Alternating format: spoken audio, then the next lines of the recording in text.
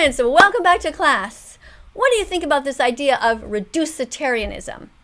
Well, in this case, we're talking about the reducing of eating and using animal products. But let's apply it to, let's say, racism. How would you feel if I was here advocating for, let's have just a little bit less racism, but not too much, and let's have a little bit less homophobia, but not too much. How crazy would that be? Right? We know that racism is wrong. We know that homophobia is wrong. We know that ageism is wrong and ableism is wrong. We know that sexism is wrong. And so our goal is to reduce them? No, to eliminate them completely. So reducing the use of animal products is not a good end goal. But let's have a look at what this speech is about and see what this person is saying. Ready? Get ready to write in the comments below what you think. Here we go. We need to talk about reducitarianism. Reducitarianism is, as defined by the Reducitarian Foundation, the practice of eating less meat as well as less dairy and fewer eggs, regardless of the degree or motivation. And I bet many of you here today are already reducitarians. That's Brian Cateman. He's the guy who coined the term. When talking about the reduction or elimination of animal products, there are three main angles that come up: the environment, personal health, and morality. Everyone who is a part of this debate, from the Reducitarian Foundation to the Vegan Society, agree on this. And they're all important. However, today I want to talk about morality. Good. Why? Because it's the thing that's most relevant to the primary victims of the industry that produces animal products, the Good. animals. Exactly, we should be talking about the animals. That's the most important thing. The suffering of the innocent must end. Now, we don't typically think of animals as victims, but if we honestly consider the issue from their point of view, what else can they be?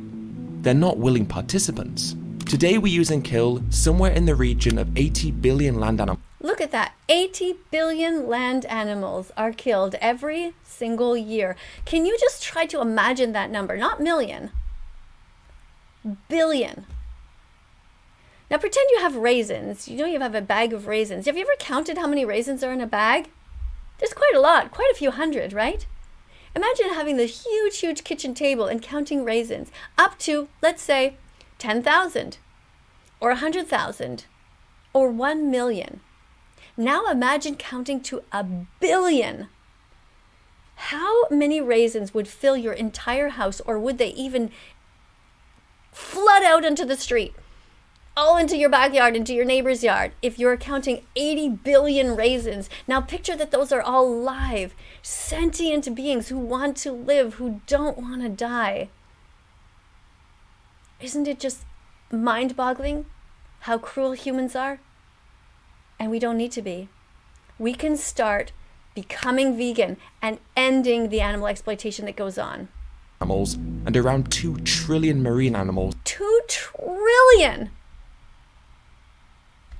Trillion. 2 trillion marine animals are killed every year. Now I want you guys to memorize those facts, because as you go out, as you become vegan, people are going to ask you things, and you have to have a few little facts just at the tip of your fingertips to tell them, to help them understand the immensity of the Holocaust that's going on right now. The Holocaust never ended for the animals. It's still going on, and it must end. Per year. We confine them, separate them from their families, mutilate them. Did you see that? The little baby pig having his tail cut off. 80 billion land animals and around 2 trillion marine animals per year. We confine them, separate them from their families. Awful. Just look at this baby being separated from his mother so that we humans can steal the milk that belongs to him. That's what happens. And he will have his throat cut, and his skin will be turned into leather, into shoes and jackets and purses, and his flesh will be cut off and turned into veal. All because of human greed, not because of human need, because there are so many other things to eat. Mutilate. Imagine cutting off the tail of an innocent baby. Look, he was just born. Can you imagine taking a little baby and just, let's say, cutting off their ears? Like just cutting them. It's painful. It's completely unnecessary. We shouldn't be breeding these animals into existence in the first place just to torture them, just for our taste pleasure. Exploit their reproductive systems, and ultimately kill them. And for what? For products that we don't even need. Exactly. We don't need them. There are stores nearby filled with all kinds of amazing protein sources. I mean, where do animals get their protein? Where do you think that horses get their protein? From plants. Where do you think the cows get their protein? From plants. Giraffes, elephants, bison. They eat plants. You can get big and strong eating plants. Now, I don't happen to be very big and strong because it's not something that I'm interested. I'm not interested in building a whole lot of muscle. But there are vegan athletes, and you can Google them. They are even in the Olympics right now. If we did what we did to farm animals to dogs or cats, it wouldn't just be a moral outrage, it would be illegal. These animals can't choose not to be there. And try as they might, they have no... Imagine this was you, being prodded with an electric prod, and you're terrified because you smell the death. You know that your friends went there before you and were killed. Can you imagine? Try. No chance of escaping. If this doesn't make No chance of escaping. them victims of an unjust and cruel system, It's just unbelievable to me. This pig is being prodded with an electric prod. It freaking hurts. It's terrifying. Pigs are murdered at just 6 months old. That's what your bacon is. Your ham. Your sausage. Your pepperoni. Now, I'm talking to those of you who have a kind heart. I know there are some people in the comment section who are just naturally mean, and you need to know that the whole world is not that mean. It cannot possibly be that mean. And you, if you're one of the good people who can feel pain, when you see your cats or your dogs or any animals, you know that they feel pain. You know it. And then you know that they feel pleasure too, and joy. You can tell. And this pig is just as innocent and just as deserving to live. Don't you think? then I don't know what does. And here lies the first flaw of reducitarianism. It reframes the issue from an injustice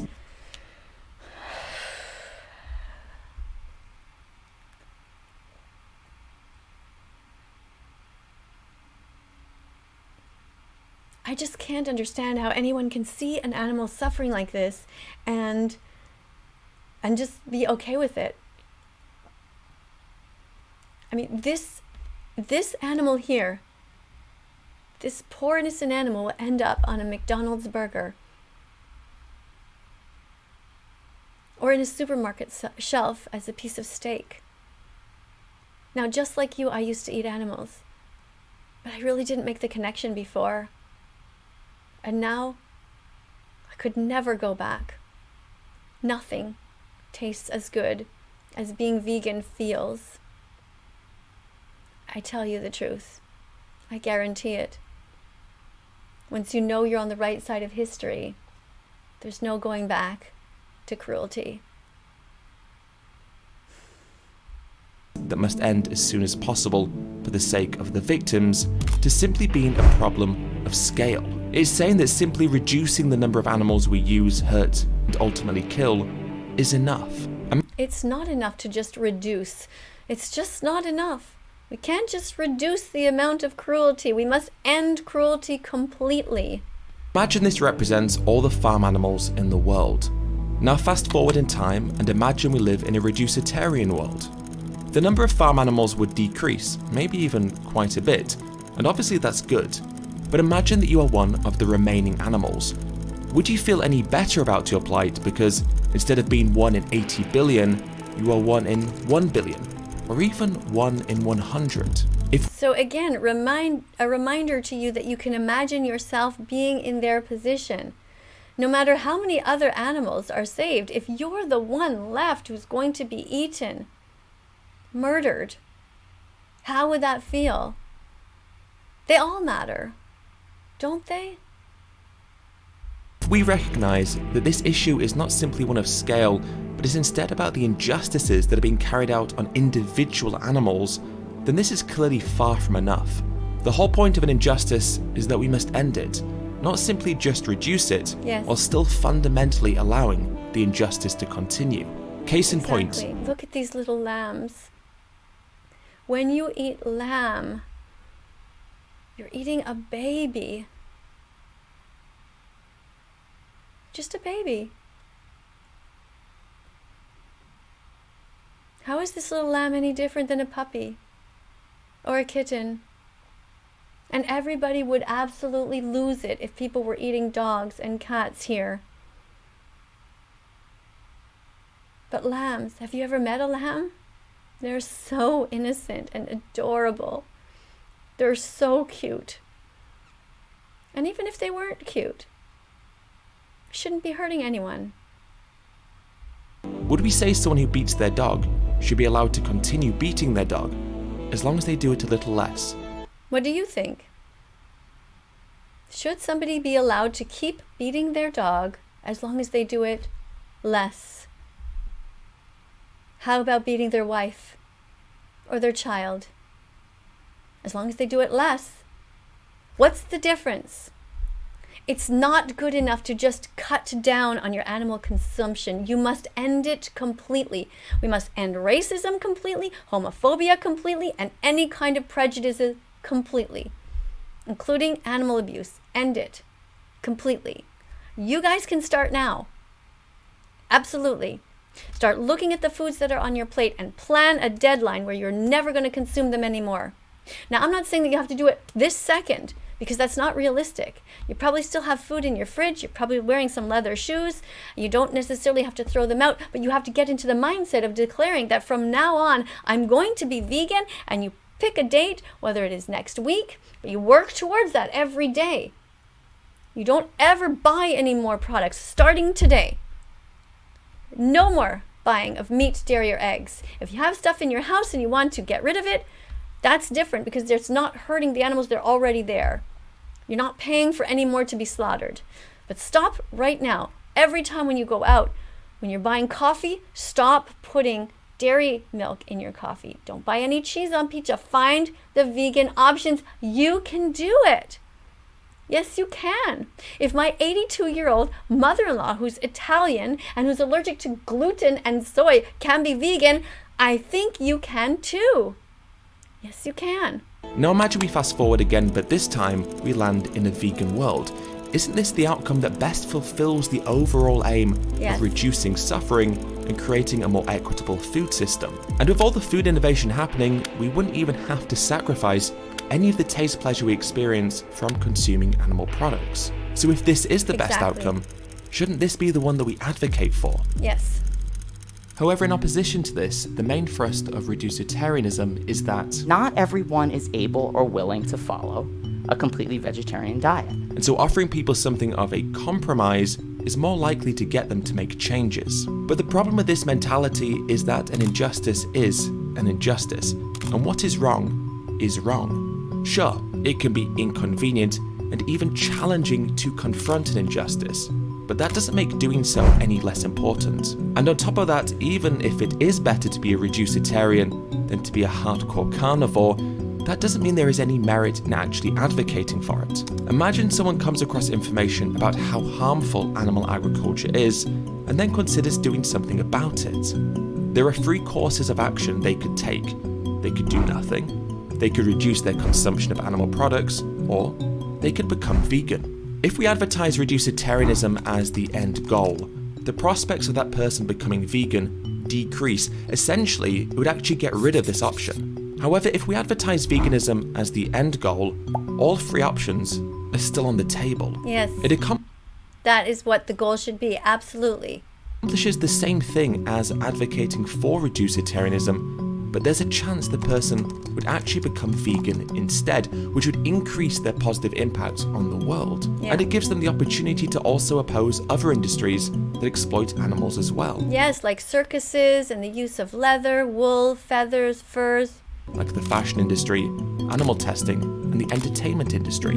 Put simply, Promoting veganism won't stop people from reducing, but promoting... Yes, we cannot keep promoting this reducitarianism thing.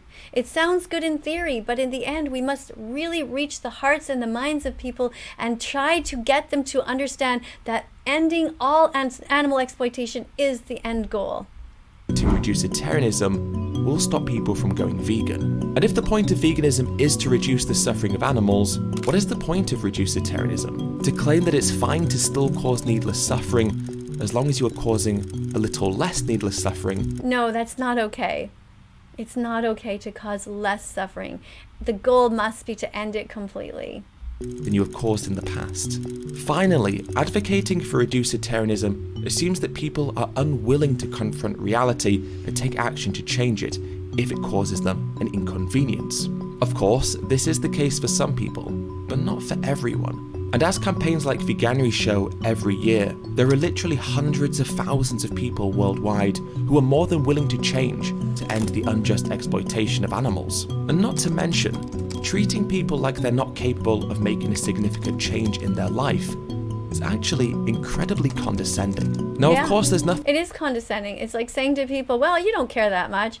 But, if we appeal to people's good nature and we say to them, hey, I know you care about animals, and it's true that most people do, and we try to reach into their hearts and tell them, hey, you can make a difference, not just a little difference, but a huge difference, isn't that what the goal should be?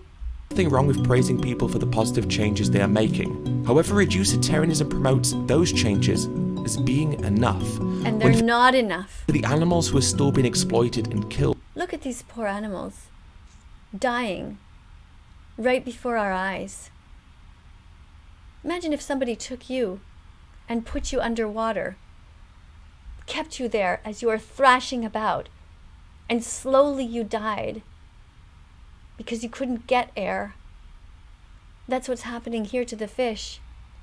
They are slowly dying in terror because they are not in the water. Animals feel pain, and that includes fish. Fishing is immoral and wrong and unnecessary. Those changes are obviously not enough. So this is a video by Surge Sanctuary.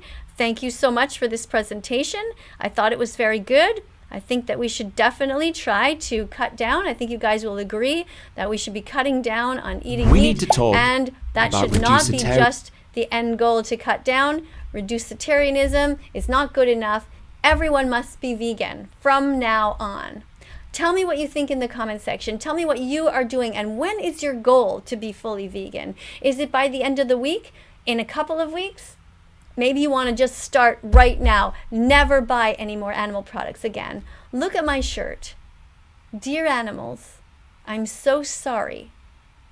I promise to be vegan from now on. Can you say that? Do you feel it in your heart that you don't want to hurt them?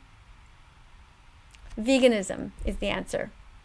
Thanks for being here. And coming up on screen are going to be a bunch of other videos. Click on them. Be curious. There's over 1,400 videos here on YouTube. Subscribe if you think that this channel has value. And click the notification bell. You also have to click the notifications in your phone to make sure you get the ping when my videos are up. Thank you all for the moderators who are always so great in the comment section for helping out. I'll see you guys all in the next video. Bye for now. Let's follow that vegan teacher on YouTube right now. Let's help her save every chicken, pig, and